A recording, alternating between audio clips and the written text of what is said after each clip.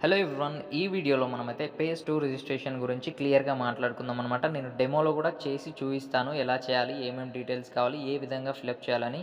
ఈ వీడియోలో మీకు ప్రతి ఇన్ఫర్మేషన్ అయితే పేజ్ 2 రిజిస్ట్రేషన్ గురించి ఫుల్ క్లారిటీగా చెప్తాను. వీడియోని ఎక్కడ స్కిప్ చేయకుండా చూడండి. ముందుగా మీరు రిజిస్ట్రేషన్ స్టార్ట్ చేసే ముందు మీకు కావాల్సింది ఏంటంటే, మీరు ఏదైతే రిజిస్టర్డ్ మొబైల్ నెంబర్ ఏదైతే స్టార్టింగ్లో అప్లికేషన్ ఫామ్లో ఇచ్చిన మొబైల్ నెంబర్ ఉంది కదా, ఆ మొబైల్ నెంబర్ అయితే మీకు కావాలన్నమాట. దానికి ఒక ఓటీపీ వస్తుంది. ఆ ఓటీపీ ఎంటర్ చేసిన తర్వాతనే మనమైతే పేజ్ 2 రిజిస్ట్రేషన్ ఫామ్ ఫిలప్ చేయడానికి వీలుంటుంది. సో మీ దగ్గర అప్లికేషన్ నెంబర్ పెట్టుకోండి అండ్ పాస్వర్డ్ దగ్గర పెట్టుకోండి.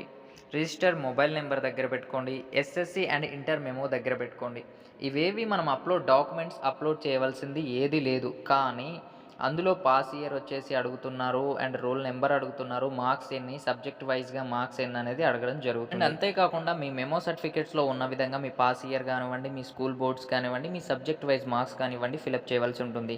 గుర్తుపెట్టుకోండి, ఏ స్టేట్ బోర్డు వాళ్ళు ఆ స్టేట్ బోర్డు వాళ్ళ సీజీపీఏ పాయింట్స్ కానివ్వండి, మార్క్స్ కానివ్వండి, ఇంటర్ బోర్డ్స్ కానివ్వండి మీ మెమోలో ఉన్న విధంగా అయితే ఫిలప్ చేయడం జరుగుతుంది. మన ఛానల్లో ప్రతి అప్డేట్స్ అయితే ఇవ్వడం జరుగుతుంది.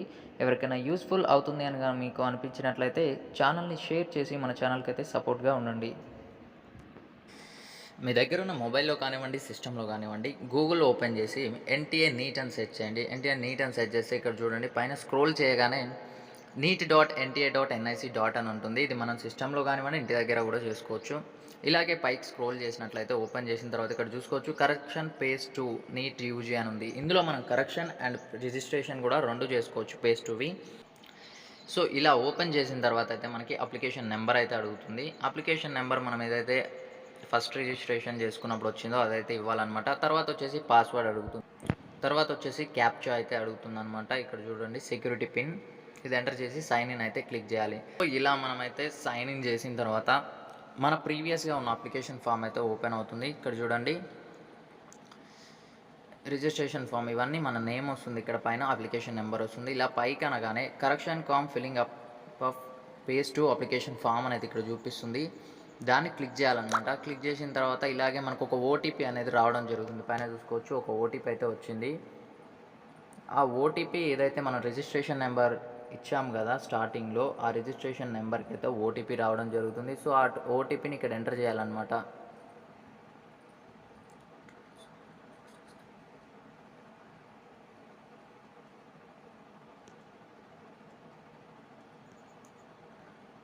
ఆ ఓటీపీని ఎంటర్ చేసిన తర్వాత మనకైతే ఇలా అప్లికేషన్ ఫామ్ అనేది ఓపెన్ అవుతుంది. ఈ విధంగా వెబ్సైట్లోకి లాగిన్ అయిన తర్వాత అయితే ఇక్కడ మన డీటెయిల్స్ అనేవి ఉండడం జరుగుతుంది. మన నేమ్ ఉంటుంది, డేట్ ఆఫ్ బర్త్ ఉంటుంది, మన జెండర్ అయితే మనం మార్చుకోవాలనుకుంటే ఒకవేళ ఏదైనా కరెక్షన్ చేసుకోవాలంటే చేసుకోవచ్చు అనమాట. కేటగిరీ చేంజ్ చేసుకోవచ్చు అండ్ పీడబ్ల్యూడీ సర్టిఫికేట్ గురించి కూడా చేంజ్ చేసుకోవచ్చు. అండ్ ఇకపోతే 10th క్లాస్ డీటెయిల్స్ ఇవ్వాల్సి ఉంటుంది. పాస్ స్టేటస్ వచ్చేసి ఖచ్చితంగా ప్రతి ఒక్కరు పాస్ అయ్యే ఉంటారు. వాళ్ళ ఇయర్ వచ్చేసి ఇయర్ ఫిలప్ చేయాలి. అండ్ నెక్స్ట్ వచ్చేసి క్వాలిఫైయింగ్ ఎగ్జామ్ కూడా అంటే ఏం లేదు, 10th ఆర్ ఈక్వాలెంట్ కూడా పెద్దగా కోడ్స్ అయితే ఇక్కడ ఏం లేవు. ప్లేస్ ఆఫ్ స్కూలింగ్ రూరలా అర్బనా, అండ్ ఇక్కడ వచ్చేసి స్కూల్ స్టేట్ గవర్నమెంటా అండ్ స్టేట్ గవర్నమెంట్లో ఎయిడెడా కేంద్రీయ విద్యాలయమా అని చెప్పేసి మనకు 10th క్లాస్ సర్టిఫికేట్ మీద ఉంటాయి. సో దాన్ని చూసి అయితే ఫిలప్ చేయండి. ఇక్కడ చూడండి, క్వాలిఫైయింగ్ ఎగ్జామినేషన్ స్టేట్, ఇక్కడ బాగా గుర్తుపెట్టుకోండి. ఇప్పుడు మీరు తెలంగాణ క్యాండిడేట్స్, ఇప్పుడు మీరు తెలంగాణలో ఫర్ ఎగ్జాంపుల్ నల్గొండ డిస్టిక్లో ఉంటున్నారు. కానీ మీ 10th క్లాస్ మెమో మీద క్వాలిఫైయింగ్ స్టేట్ అంటే ఆంధ్రప్రదేశ్ అని ఉంటుంది. ఎందుకంటే అప్పుడు ఆంధ్రప్రదేశ్లో కొంతమంది ఉంటారు, ఆంధ్రప్రదేశ్ తెలంగాణ డివైడ్ అవ్వకముందు. సో వాళ్ళు ఏం చేయాలి, ఆంధ్రప్రదేశ్ పెట్టాలా తెలంగాణ పెట్టాలని మీకు డౌట్ ఉంటుంది. మీరు తెలంగాణ స్టూడెంట్స్ ఎవరైతే ఉన్నారో డివైడ్ అయినా కాకపోయినా ఇప్పుడైతే తెలంగాణ అని పెట్టుకుంటేనే మీకు ఇక్కడ నల్గొండ డిస్టిక్ అనేది చెప్పి ఆప్షన్ చూపిస్తుంది. ఒకవేళ మీరు ఆంధ్రప్రదేశ్ పెట్టుకున్నట్టయితే ఆంధ్ర స్టూడెంట్స్కి అవైలబుల్గా ఉన్న డిస్టిక్సే చూపిస్తుంది, బట్ తెలంగాణ డిస్టిక్స్లో చూపించట్లేదు. సో ఇది ఒకసారి మీరు ఆలోచించి చూస్ చేసుకోండి. అండ్ స్కూల్ బోర్డు వచ్చేసి ఇక్కడ మీరు ఆల్రెడీ చూసుకోవచ్చు, స్కూల్ బోర్డు మెమో మీద ఉంటుంది, రిజల్ట్స్ మోడ్ ఉంటుంది, టోటల్ మార్క్స్ ఎన్ని, మీకు వచ్చిన మార్క్స్ ఎన్ని పర్సంటేజ్ అదే క్యాలిక్యులేట్ చేసుకుంటుంది. అండ్ ఇకపోతే రోల్ నెంబర్ ఇవ్వాల్సి ఉంటుంది, అది 10th క్లాస్ మెమో మీద ఉంటుంది. And me school name and ఇక్కడ పిన్ కోడ్ అయితే ఇవ్వాల్సి ఉంటుంది. ఇకపోతే 11th క్లాస్ డీటెయిల్స్ చూసుకున్నట్లయితే పాస్ స్టేటస్ ఖచ్చితంగా పాస్ డే అయి ఉంటారు. సో మీరు ఇక్కడ పాస్ డే నాట్ అప్లికబుల్ రెండే ఉన్నాయి. సో మీ ఆప్షన్ని బట్టి మీరు చూస్ చేసుకోండి. ఇయర్ ఆఫ్ పాసింగ్ మీకు బోనఫైడ్ సర్టిఫికేట్ ఉంటే దాని మీద ఉంటుంది. అండ్ క్వాలిఫైయింగ్ ఎగ్జామినేషన్ కోడ్స్ ఇక్కడ కూడా ఒకటే కోడ్ ఉంది. సో అదైతే చూస్ చేసుకోవాలి.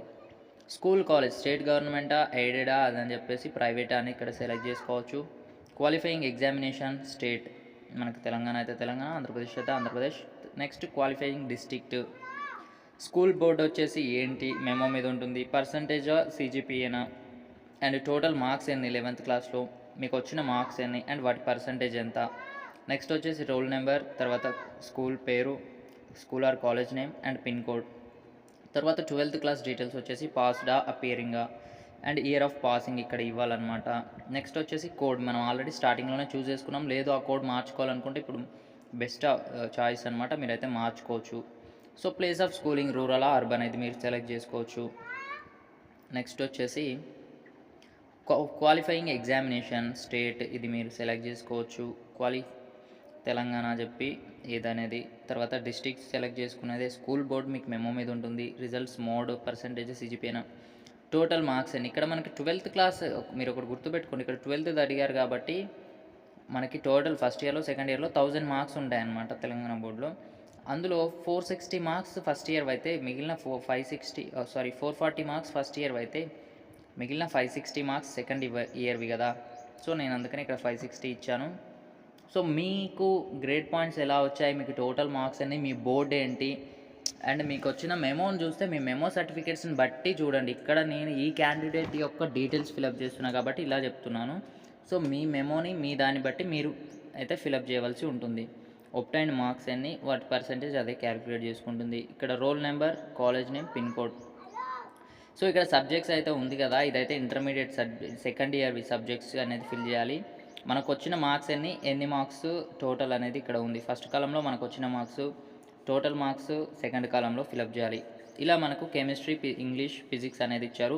బయాలజీ చూసుకున్నట్లయితే బాటనీ, జువాలజీ మిక్స్ చేసి మీరు మార్క్స్ అయితే ఇవ్వాల్సి ఉంటుంది. ఎందుకంటే ఎన్టీఏ ప్రకారం బాటనీ, జువాలజీ రెండింటిని కలిపి బయాలజీగా కన్సిడర్ చేస్తారు. సో మనకు స్టేట్ బోర్డ్స్లో ఏముంటుందంటే బాటనీ, జువాలజీ సపరేట్గా ఉంటుంది. సో మీరు ఎవరైతే స్టేట్ బోర్డ్స్కి సంబంధించిన వాళ్ళు మీకు ఏ విధంగా ఉంటే బాటనీ, జువాలజీ సపరేట్ ఉన్న బయాలజీ కింద కన్సిడర్ చేసి మీకు వచ్చిన మార్క్స్ టోటల్ మార్క్స్ అండి. ఇది అయితే అడ్రస్ మనం ఆల్రెడీ ఇంతకుముందు ఫిలప్ చేసిందే ఉంటుంది.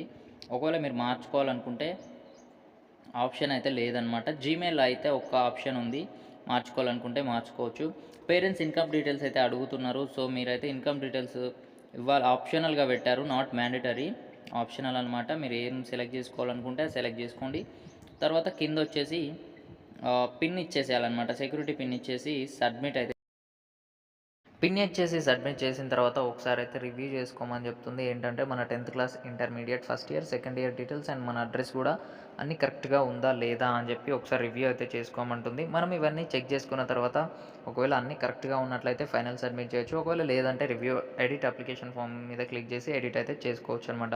ఒకసారి మీరు ఇవన్నీ అయితే డీటెయిల్స్ క్లియర్గా చెక్ చేసుకోండి. ఎందుకంటే వన్స్ మీరైతే అప్లికేషన్ సబ్మిట్ చేసిన తర్వాత మళ్ళీ కరెక్షన్ చేసుకోవడానికి అవకాశం అయితే లేదు. వన్స్ ఫైనల్ సబ్మిట్ అయిపోతే ఇంకా మీకు ఈ ఆప్షన్ అయితే చూపించదనమాట. ఫైనల్ సబ్మిట్ చేసిన తర్వాత ఇక్కడ కన్ఫర్మేషన్ లెటర్ అయితే డౌన్లోడ్ చేసి పెట్టుకోండి. మీ దగ్గర చూడండి, డౌన్లోడ్ కన్ఫర్మేషన్ పేజ్ అని ఉంటుంది. Thanks for watching.